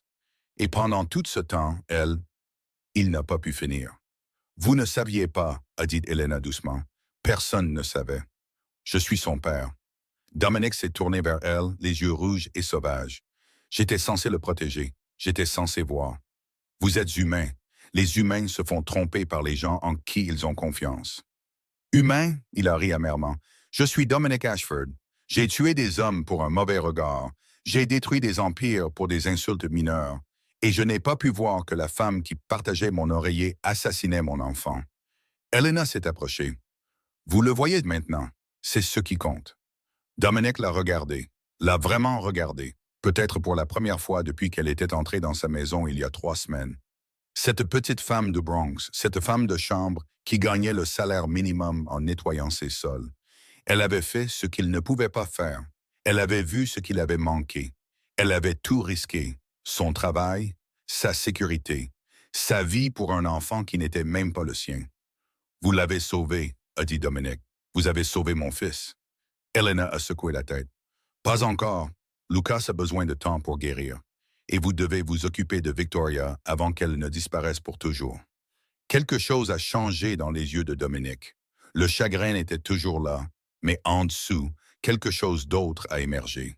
Une fureur froide, une rage calculée, le regard d'un prédateur qui avait enfin une cible. Elle ne va pas disparaître, a-t-il dit. Elle va brûler. Il a sorti son téléphone et a composé un numéro. Dante, c'est moi, réveille tout le monde. Une pause. Non, je me fiche de l'heure qu'il est. Appelle les Moretti, les Castellano, tous ceux qui nous doivent de quelque chose. Mobilisation générale. Une autre pause. Parce que nous partons en guerre. Et je vais tuer tous ceux qui ont touché à mon fils. 2 semaines plus tard, la couleur est revenue sur les joues de Luca. C'est arrivé lentement au début. Une pointe de rose là où il n'y avait eu que du gris, puis des yeux plus brillants, des mains plus fortes, une voix qui ne se brisait pas d'épuisement chaque fois qu'il parlait. Le docteur Chen a dit que c'était un progrès remarquable. Le traitement par chélation fonctionnait. Le corps de Lucas se défendait, purgeant 3 ans de poison un jour à la fois. Elena était là à chaque instant. Dominic l'avait officialisé le 3e jour. Il est entré dans la chambre d'hôpital, a regardé Elena assise à côté du lit de Lucas, en train de lire des histoires de Captain America, et a dit 4 mots. Vous travaillez pour moi, pas comme femme de chambre, pas comme gouvernante, comme aide-soignante de Lucas, sa protectrice, la personne qui a vu la vérité quand tout le monde était aveugle. Elena n'a pas discuté. Elle ne pouvait pas quitter Lucas maintenant. Pas après tout ça. Pas quand il cherchait encore sa main quand les cauchemars venaient. Lui demandait encore de lire juste une page de plus avant de dormir. La regardait encore comme si elle était la seule personne au monde qui l'avait jamais vraiment écoutée. Mademoiselle Elena? Elle a levé les yeux de son livre. Lucas était assis dans son lit, sa ligne de perfusion traînant derrière lui. Captain blotti sous son bras comme toujours. Oui, mon cœur? Es-tu une super-héroïne? Elena a ri doucement. Qu'est-ce qui te fait dire ça? Parce que tu m'as sauvé. Sa voix était factuelle, simple, comme seuls les enfants peuvent l'être. Papa dit que les super-héros sauvent les gens et tu m'as sauvé, alors tu dois être une super-héroïne. Elena a posé le livre et s'est approchée. Je ne suis pas une super-héroïne, Lucas. Je suis juste quelqu'un qui a refusé de fermer les yeux quand j'ai vu quelque chose de mal. Lucas a réfléchi à cela un moment. Ça ressemble à une super-héroïne pour moi. Elena a souri, mais son cœur lui faisait mal. Si seulement elle avait été assez courageuse pour garder les yeux ouverts pour Miguel. Dominic venait tous les jours. Au début, il venait le matin, restait 20 minutes, puis disparaissait pour s'occuper des affaires. Réunion avec des avocats, appel avec des alliés, planification de la guerre qui s'annonçait. Mais au fil des jours, ses visites se sont allongées. Il a commencé à arriver l'après-midi, s'asseyant sur la chaise près de la fenêtre, regardant Lucas dormir. Parfois, il parlait au docteur Chen des plans de traitement. Parfois, il restait simplement assis en silence. Et parfois, il parlait à Elena. Ça a commencé par de petites questions. D'où venait-elle? Depuis combien de temps faisait-elle du travail domestique? Avait-elle de la famille? Puis les questions sont devenues plus profondes. Vous avez mentionné votre frère, a-t-il dit un soir. Miguel, parlez-moi de lui. Alors Elena lui a parlé du garçon brillant qui aimait le football et les mauvaises blagues, de la maladie sortie de nulle part, du silence qui l'avait tué. Vous étudiez pour devenir infirmière, a dit Dominic. Pourquoi avez-vous arrêté? L'argent. Les factures médicales de Miguel m'ont enterré. J'ai dû choisir entre les cours et le loyer. Dominic n'a rien dit, mais Elena l'a vu classer l'information, la stockant quelque part derrière ses yeux calculateurs. Une nuit, Lucas s'est endormi tôt. Le médicament le rendait somnolent et il s'est assoupi au milieu d'une phrase, Captain glissant de sa prise. Elena a remis l'ours sous son bras et est sortie dans le couloir. Dominic était déjà là, appuyé contre le mur, les bras croisés. « Vous devriez rentrer chez vous, a dit Elena. Reposez-vous un peu. Je pourrais vous dire la même chose. Ils sont restés dans un silence confortable, le bourdonnement des machines étant le seul son. Puis-je vous demander quelque chose? La voix de Dominic était plus basse qu'elle ne l'avait jamais entendue. Bien sûr. N'avez-vous pas peur de moi? Il s'est tourné pour la regarder. Vous savez ce que je suis, ce que je fais, les choses que j'ai faites. La plupart des gens ne peuvent pas me regarder dans les yeux. Elena a soutenu son regard sans broncher. Je sais que vous êtes un homme qui brûlerait le monde entier pour protéger son fils, un homme qui a passé 4 ans noyé dans un chagrin qu'il ne pouvait pas montrer, un homme qui a été trahi par tous ceux en qui il avait confiance. Elle a fait une pause. Ce n'est pas un monstre, Monsieur Ashford, c'est juste un père. Dominic l'a regardé un long moment. Quelque chose a changé dans son expression. Quelque chose s'est fissuré.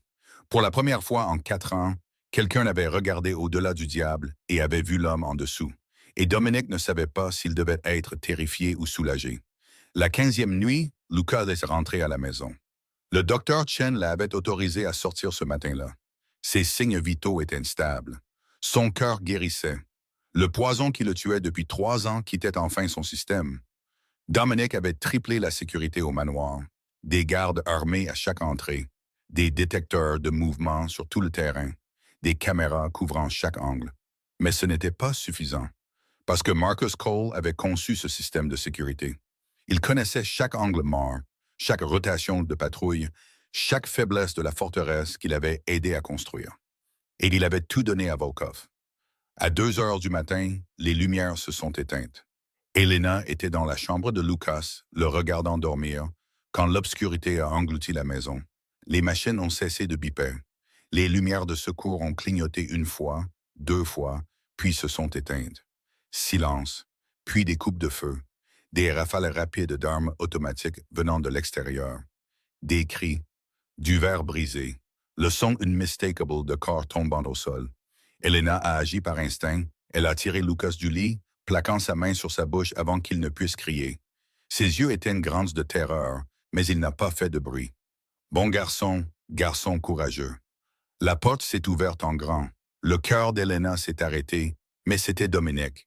Il se tenait sur le seuil, une arme à la main. Du sang éclaboussait sa chemise blanche. Pas son sang, pas encore. Ils sont à l'intérieur. Sa voix était calme, mortelle. Volkov a envoyé au moins 30 hommes, peut-être plus. Comment sont-ils passés devant Marcus? Le nom est sorti comme du poison. Il a désactivé le système à distance, leur a donné les codes d'entrée. Mon propre homme. D'autres coupes de feu ont résonné en bas, plus proches maintenant. Dominic a traversé la pièce et a pressé quelque chose dans la main d'Elena. Une clé en laiton ancien, lourde. Il y a un tunnel sous la cave à vin. Il mène à une maison sûre à un demi-mile au nord. Prenez Lucas. Ne vous arrêtez pour rien. Elena a pris la clé, puis a attrapé son bras. Et vous? Les yeux de Dominic ont rencontré les siens. Dans l'obscurité, ils semblaient presque noirs. Je vais les tuer jusqu'au dernier. Dominic, protégez mon fils. Elena, c'est tout ce qui compte. Il s'est retourné et a disparu dans l'ombre. Elena n'a pas perdu une seconde de plus. Elle a soulevé Lucas dans ses bras. Il était encore si léger, toujours en convalescence, et a couru. En bas des escaliers de service, à travers la cuisine, dans la cave à vin où Rosa lui avait montré la collection de millésimes 2 semaines auparavant. Le casier de bouteilles, la porte cachée, le tunnel s'étendant dans l'obscurité. Elena a couru. Lucas a enfoui son visage dans son cou, pleurant silencieusement, son petit corps tremblant de peur. Mais il n'a pas crié, il n'a pas paniqué, il s'est accroché. On y est presque, murmurait Elena, presque en sécurité. Le tunnel était plus long qu'elle ne l'imaginait, sombre, froid. Le son de ses pas résonnait sur les murs de pierre qui étaient là depuis 100 ans. Elle pouvait la voir maintenant. La sortie. Une faible lumière grise filtrant à travers les fissures. 50 bides. 40. 30. Bonjour, la femme de chambre. Elena s'est figée. Une silhouette est sortie de l'ombre devant, bloquant la sortie, une arme levée. Marcus Cole. Il avait l'air différent de ce dont elle se souvenait. Le masque professionnel avait disparu. À sa place, il y avait quelque chose de laid, quelque chose qui s'était caché en dessous depuis tout ce temps. On va quelque part. Elena a serré Lucas plus fort. Le garçon a gémi contre son épaule. Laissez-nous passer. Marcus a ri. Tu crois que je vais te laisser sortir d'ici? Après ce que tu as fait, tu as ruiné 3 ans de travail, 3 ans de planification. Tu as une idée de l'argent que tu m'as fait perdre? Il s'est approché, l'arme pointée sur la tête de Lucas. Le garçon vient avec moi. Volkov le veut toujours. Comme moyen de pression, si rien d'autre. Non. Non. Marcus a penché la tête. Tu n'es pas en position de négocier. Elena a posé Lucas derrière elle, lentement, prudemment. Puis elle s'est avancée, se plaçant directement entre l'âme et l'enfant. Vous le voulez? Sa voix n'a pas tremblé. Il faudra me passer sur le corps. Marcus a souri. Ça peut s'arranger.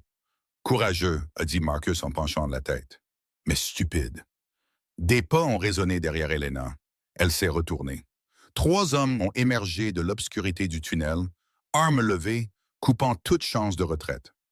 Les hommes de Volkov. Ils attendaient. C'était un piège. Le cœur d'Elena martelait contre ses côtes. Elle a regardé Lucas, toujours accroupi derrière elle. Son petit visage pâle de terreur. Puis elle a regardé la sortie, à 5 mètres, peut-être moins. 5 mètres. À ce moment, tout est devenu clair. Elle ne pouvait pas se sauver, mais elle pouvait le sauver, lui. Elena a attrapé Luca par les épaules et l'a regardé droit dans les yeux. Quand je dis cours, a-t-elle murmuré, tu cours vers cette porte et tu ne t'arrêtes pas. Trouve ton oncle Dan. Ne regarde pas en arrière, peu importe ce que tu entends. D'accord? La lèvre de Lucas a tremblé. Mademoiselle Elena, promets-moi. Je promets. Elena s'est levée lentement, son corps protégeant Luca de l'arme de Marcus. Vous voulez le garçon, a-t-elle dit, sa voix stable. Venez le chercher. Marcus a souri. Tu crois que tu peux m'arrêter? Je crois que je peux essayer. Puis elle a crié. Cours! Elena a poussé Luca vers la sortie avec toute la force qu'elle avait. Dans le même mouvement, elle s'est jetée sur Marcus, le percutant avant qu'il ne puisse viser. Ses ongles ont griffé son visage. Ses dents se sont enfoncées dans son bras. Elle s'est battue comme un animal, comme une femme qui n'avait plus rien à perdre. Marcus a rugi de douleur et de fureur. Derrière elle, elle l'a entendu, de petits pas martelant la pierre, s'éloignant, s'estompant dans la nuit. Luca courait. Luca s'échappait. C'était tout ce qui comptait. Puis quelque chose de dur a craqué contre l'arrière du crâne d'Elena. Elle a heurté le sol de face, a goûté le sang. Le monde tournait en cercle violent. Des mains ont attrapé ses bras, les ont tordus derrière son dos. La corde a mordu ses poignets. Marcus se tenait au-dessus d'elle, du sang coulant des égratignures sur sa joue, son expression meurtrière. « Tu vas payer pour ça. » Il a sorti son téléphone et a composé un numéro. Le garçon s'est échappé, a-t-il dit lorsque la ligne s'est connectée. Mais j'ai quelque chose de mieux. Quoi? La voix de Volkov crépitait dans le haut-parleur. La femme de chambre, celle qu'Ashford regarde comme si elle était en or. Silence, puis un rire bas et froid. Amenez-la-moi. Ils ont traîné Elena à travers le tunnel et l'ont jetée à l'arrière d'un VUS noir. Quelqu'un lui a fourré un chiffon dans la bouche, lui a bandé les yeux. Le moteur a rugi. Elena n'a pas crié, n'a pas supplié. Elle gisait dans l'obscurité, goûtant le sang et la terre, sentant le véhicule s'éloigner de tout ce qu'elle connaissait. Et elle a pensé à Lucas, courant dans la nuit, trouvant Dan étant en sécurité. Elle a pensé à Miguel. « Tu me vois, petit frère? Tu vois ce que j'ai fait? » Cette fois, je ne suis pas restée silencieuse. Cette fois, je me suis battue. Au manoir, la bataille était terminée. 12 des hommes de Volkov gisaient morts. 6 des hommes de Dominic n'ont pas survécu. Les murs étaient criblés de balles, les fenêtres brisées, du sang partout.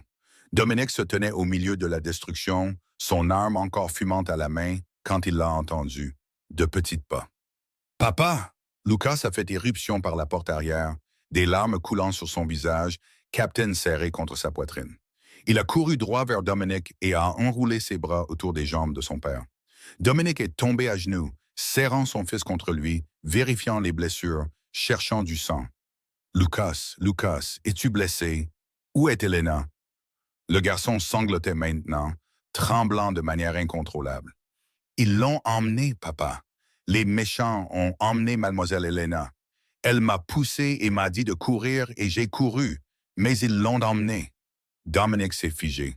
« Quoi? » « Elle m'a sauvé. » Lucas a levé les yeux vers son père, des larmes et de la morve couvrant son petit visage. « Elle m'a sauvé et ils l'ont emmenée. » Quelque chose a changé dans les yeux de Dominic. Le soulagement de voir son fils en sécurité s'est dissipé. À sa place est venu quelque chose de plus sombre, quelque chose d'ancien et de terrible. Le diable n'était pas seulement réveillé. Le diable partait en guerre. Dominic a passé 3 appels téléphoniques dans les 10 premières minutes. Les Moretti à New York, les Castellano dans le New Jersey, les De Luca à Philadelphie. Son message était le même pour chacun. Volkov m'a pris quelqu'un. Quiconque m'aide à réduire son empire en cendres aura un morceau de Boston quand ce sera fini. En 1 heure, les premières voitures sont arrivées au manoir. En 3 heures, le nombre a doublé. En 6 heures, 200 hommes se tenaient prêts sur le terrain du domaine Ashford. Des soldats, des exécuteurs, des tueurs, tous répondant à l'appel du diable qui n'avait jamais demandé d'aide auparavant. Dante a trouvé son frère dans le bureau, chargeant des armes avec une précision mécanique. Dom, pas de réponse. Dominic, toujours rien. Tu mobilises une armée pour une femme de chambre? Dominic s'est arrêté. Il s'est tourné lentement et Dante a vu quelque chose dans les yeux de son frère qu'il n'avait jamais vu auparavant. Pas de la rage, pas du chagrin, du désespoir. Elle a sauvé Lucas. Je sais, mais elle l'a vu mourir quand j'étais aveugle. Elle a tout risqué, son travail, sa sécurité, sa vie pour un enfant qui n'était pas le sien. Elle s'est mise devant une arme pour lui. La voix de Dominic s'est brisée, et quand je la regardais, elle ne voyait pas un monstre. Elle voyait un père. Dante est resté silencieux. J'ai perdu Isabella parce que je ne savais pas qui était l'ennemi. Dominic a claqué un chargeur dans son arme. Cette fois, je sais exactement qui ils sont, et je les brûlerai tous jusqu'à ce qu'il ne reste que des cendres. Une petite voix est venue du seuil. Papa? Lucas se tenait là en pyjama, Captain serré contre sa poitrine, Rosa planant protectrice derrière lui. Dominic a traversé la pièce et s'est agenouillé devant son fils. « Salut, mon grand. Tu vas sauver mademoiselle Helena, n'est-ce que bon? »« Oui. »« Promis? » Dominic a pris la petite main de Lucas dans la sienne. « Je te le promets. » Lucas a hoché la tête solennellement, puis il a tendu la main et a touché le visage de son père. « Ramène-la à la maison, papa. Elle fait partie de la famille maintenant. » Quelque chose s'est brisé dans la poitrine de Dominic. Il a serré Lucas dans ses bras et l'a tenu fort. « Reste avec Rosa, » a-t-il murmuré. « Je reviendrai bientôt avec Helena. » Rosa s'est avancée, posant ses mains usées sur les épaules de Dominic. « Va, » a-t-elle dit doucement, « ramène notre fille à la maison. » Le convoi est parti à minuit. 15 vues noires fendant l'obscurité, se dirigeant vers le nord, vers Boston, vers le bastion de Volkov, vers la guerre.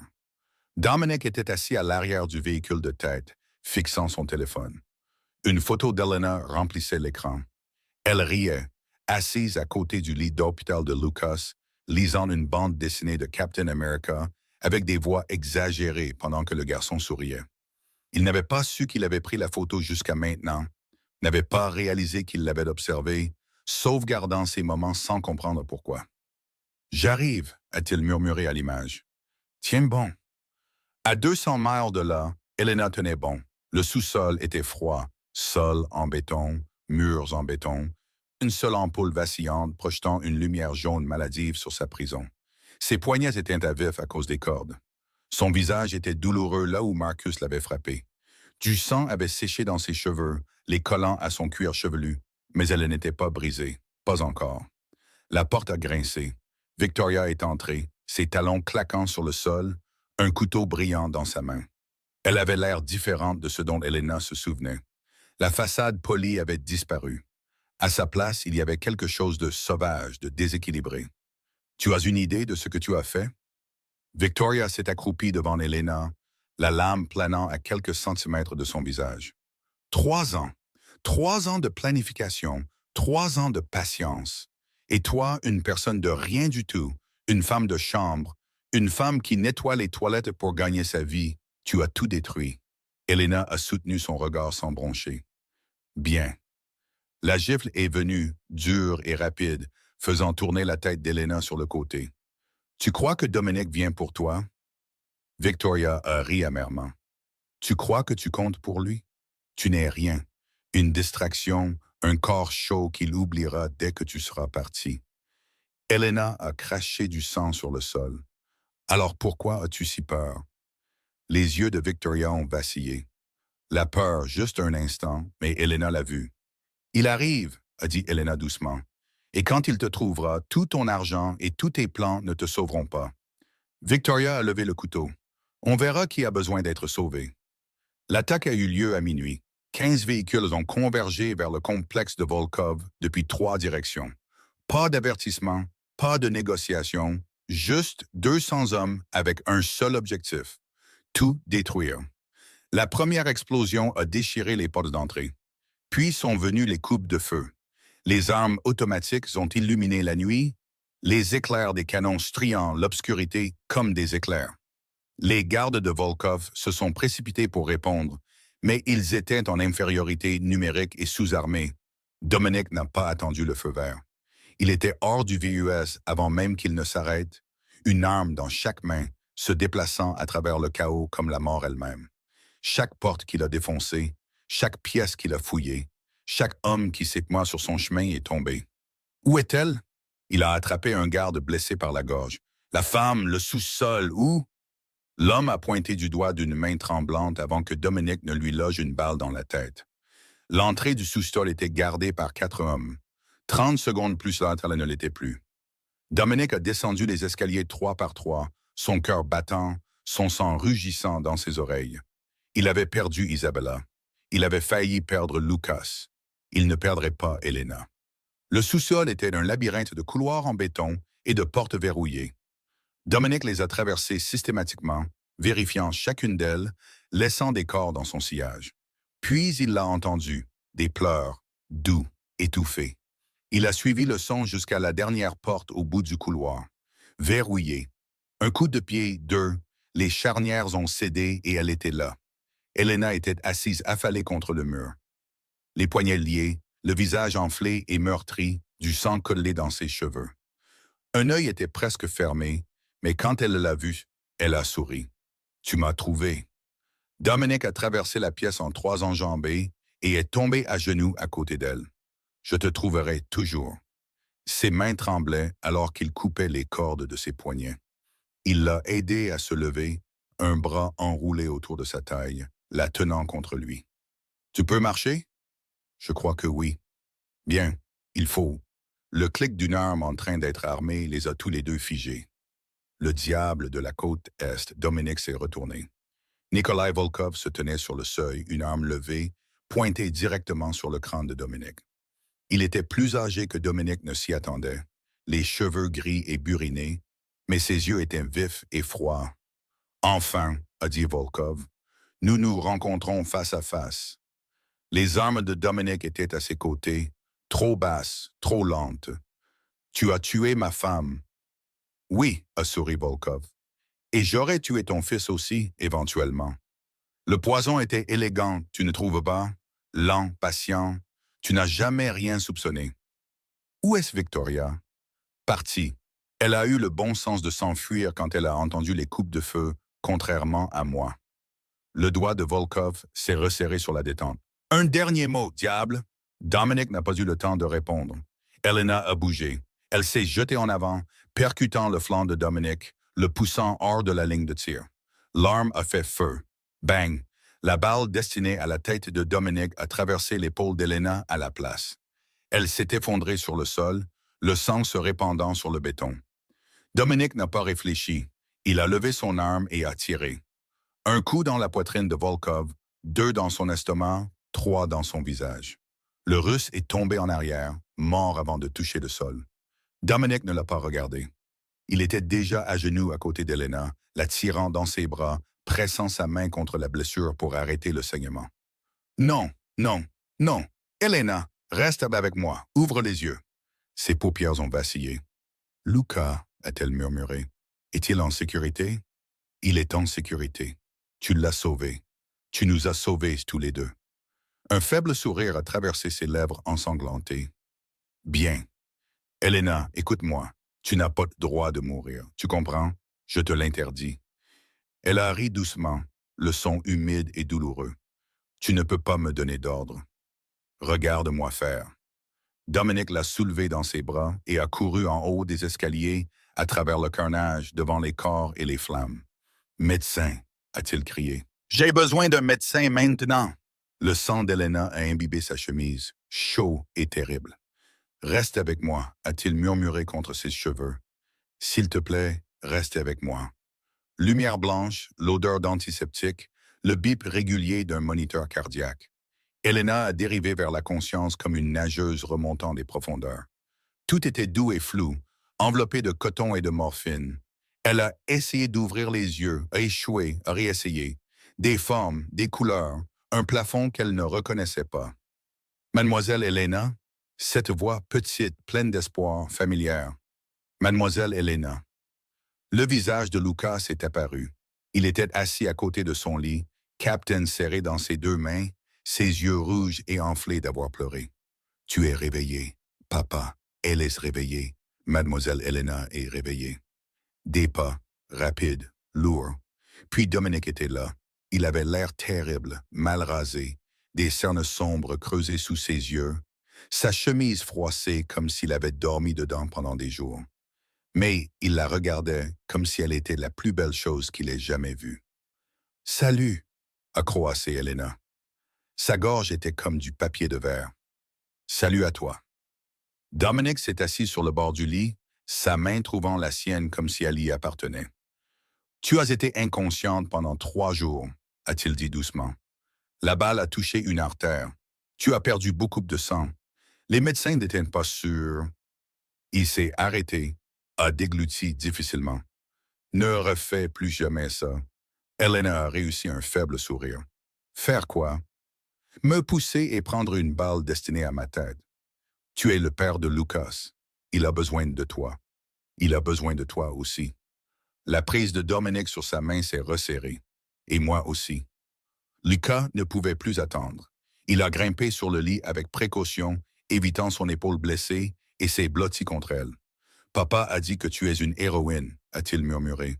Il a dit que tu nous as sauvés tous les deux. Il a dit que tu es la personne la plus courageuse qu'il ait jamais rencontrée. » Elena a regardé Dominique. Il n'a pas nié. « Je ne suis pas une héroïne, a-t-elle dit doucement. Je suis juste... Tu l'es. » La voix de Dominique était rauque d'émotion. Tu as vu la vérité quand tout le monde était aveugle. Tu as tout risqué pour un enfant qui n'était pas le tien. Tu t'es tenu devant des balles et des tueurs et tu n'as jamais détourné le regard. Il s'est penché plus près. Tu es la seule personne qui m'ait jamais regardé et ait vu plus qu'un monstre. Tu es tout, Elena, tout. Des larmes ont glissé sur ses joues. Elle ne pouvait pas les arrêter. Lucas a tendu la main et en a essuyé une avec son petit doigt. Ne pleure pas, mademoiselle Elena. Les fins heureuses ne sont pas censées avoir des pleurs. Elle a ri, ce qui a fait palpiter son épaule, ce qui l'a fait rire encore plus fort. « Qu'est-ce qui s'est passé ?»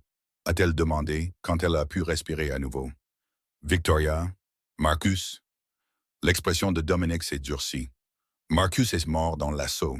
Dante l'a abattu quand il a essayé de s'échapper. Et Victoria? Une longue pause. Elle est en détention dans l'un de mes établissements, en attendant que je décide quoi faire d'elle. Elena a compris ce que cela signifiait, ce qu'il envisageait. Elle lui a serré la main. Ne la tuez pas. Dominique a froncé les sourcils. Après tout ce qu'elle a fait, Lucas n'a pas besoin de plus de fantômes, ni vous. Elena a soutenu son regard. Remettez-la aux autorités. Laissez la loi s'en occuper, que ce soit fini. Elle a empoisonné mon fils pendant 3 ans, et elle passera le reste de sa vie en prison pour ça. C'est pire qu'une mort rapide, croyez-moi. Dominique est resté silencieux un long moment. Lucas regardait d'entre eux, sentant le poids du moment, même s'il ne le comprenait pas entièrement. Finalement, Dominique a expiré. Vous me demandez d'être meilleur que je ne le suis. Non, Elena est sourit doucement. Je vous demande d'être qui vous êtes déjà, l'homme sous le diable. Il l'a regardé, puis, lentement, il a hoché la tête. Pour vous, a-t-il dit doucement, j'essaierai. Lucas a serré Elena plus fort. Tu vois, je te l'avais dit. Une fin heureuse. 6 mois plus tard, le printemps était arrivé à Greenwich et les jardins du domaine Ashford étaient vivants de couleurs. Les fleurs de cerisier flottaient comme de la neige rose sur les pelouses entretenues. Les roses grimpaient sur les murs de pierre. L'air sentait le jasmin et les nouveaux départs. Et au milieu de tout cela, un garçon de 7 ans courait vraiment. Lucas Ashford sprintait sur l'herbe, poursuivant un chiot Golden Retriever nommé Captain Junior, riant si fort qu'il pouvait à peine respirer. Ses joues étaient roses de santé. Ses jambes étaient fortes. Son cœur, le cœur qui avait failli s'arrêter de battre 6 mois plus tôt, battait régulièrement dans sa poitrine. Il était vivant, pas seulement en survie, il vivait. Elena le regardait depuis un banc près de la roseraie, un manuel de médecine ouvert sur ses genoux. Elle avait repris ses études d'infirmière 2 mois auparavant, grâce à une bourse anonyme qui couvrait tout, les frais de scolarité, les livres, les frais de subsistance. Elle savait exactement qui était le donateur anonyme, mais elle ne l'a jamais mentionné, et lui non plus. Elena. Elle a levé les yeux. Dominique se tenait devant elle dans un costume noir parfaitement taillé, l'air de quelqu'un qui s'apprêtait à entrer dans une salle de conseil ou sur un champ de bataille. Mais quelque chose était différent aujourd'hui. Il y avait une nervosité dans ses yeux qu'elle n'avait jamais vue auparavant. Pourriez-vous marcher avec moi? Elle a posé son livre et a pris sa main tendue. Ils ont marché dans le jardin en silence confortable, passant devant la fontaine où Lucas s'amusait maintenant avec le chiot, passant devant les cerisiers qui laissaient tomber leurs pétales comme des confettis. Finalement, Dominique s'est arrêté. Il se tenait dans une petite clairière entourée de roses blanches. Les roses d'Isabella, Elena le savait, celles que Dominique avait plantées l'année de la mort de sa femme. Il y a 6 mois, a-t-il dit doucement, je pensais que j'allais tout perdre, mon fils, mon empire, ma raison de continuer à respirer. Elena a attendu, mais je ne les ai pas perdus. Il s'est tourné vers elle. Grâce à vous. Dominique, vous avez sauvé Lucas quand j'étais trop aveugle pour voir la vérité. Vous m'avez vu le vrai moi quand tout le monde ne voyait que le diable. Vous m'avez fait croire que je pouvais être meilleur que ce que j'étais devenu. Il a mis la main dans sa poche. Le cœur d'Elena s'est arrêté. Je ne suis pas un homme bon, Elena. J'ai fait des choses qui vous feraient fuir si vous les connaissiez toutes. Je suis l'obscurité et la violence, et tout ce dont vous devriez vous éloigner. Il a sorti une petite boîte en velours. Mais je vous aime plus que je n'ai jamais aimé personne à part mon fils, et je veux passer le reste de ma vie à essayer de vous mériter. Il est tombé à genoux. Elena ne pouvait plus respirer. Elena Reyes, voulez-vous m'épouser? Avant qu'elle ne puisse répondre, de petits pas ont tonné sur l'herbe. Dis oui. Lucas s'est écrasé contre eux, enroulant ses bras autour des jambes d'Elena. Dis oui, mademoiselle Elena. Je veux que tu sois ma maman. S'il te plaît, s'il te plaît, s'il te plaît. Elena a regardé le garçon qui était devenu son cœur, puis l'homme qui était devenu sa maison. Des larmes coulaient sur son visage, mais elle riait. Oui, a-t-elle murmuré. Oui, je veux bien vous épouser. Dominique a glissé la bague à son doigt, un simple diamant qui scintillait comme une étoile, et s'est levé pour l'embrasser. Doux, tendre, une promesse scellée. Lucas s'est glissé entre eux, les serrant tous les deux. Nous sommes une famille maintenant, a-t-il déclaré, une vraie famille. Elena les a serrés contre elle, ses garçons, son avenir, son tout, et a levé les yeux au ciel. Tu vois, Miguel, a-t-elle murmuré, j'ai trouvé ma maison. Et quelque part, au-delà des nuages, elle savait que son frère souriait. Parfois, sauver une vie signifie sauver la sienne. Parfois, parler quand le monde veut que vous restiez silencieux est la chose la plus courageuse que vous puissiez faire.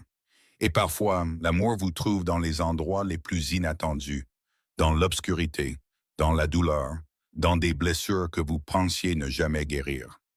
Elena Reyes est entrée dans le manoir Ashford comme une femme de chambre avec rien d'autre que du chagrin et une promesse.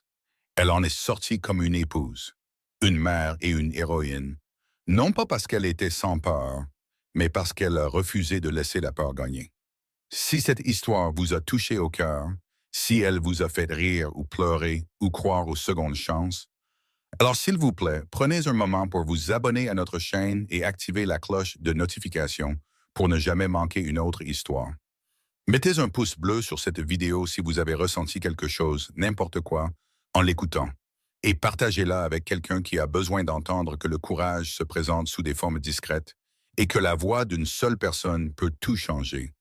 Maintenant, c'est à vous de vous exprimer. Qu'est-ce que cette histoire vous a fait ressentir? Êtes-vous déjà resté silencieux alors que vous auriez dû parler? Avez-vous déjà trouvé l'amour ou l'espoir dans un endroit où vous ne vous y attendiez jamais? Partagez vos pensées dans les commentaires ci-dessous. Racontez-moi vos histoires.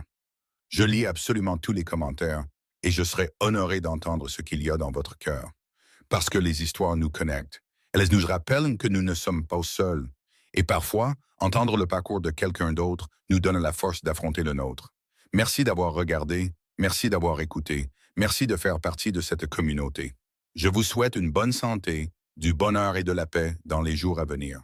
Puissiez-vous toujours trouver le courage de dire votre vérité et la grâce d'aimer profondément. Au revoir pour l'instant et je vous retrouverai dans la prochaine vidéo.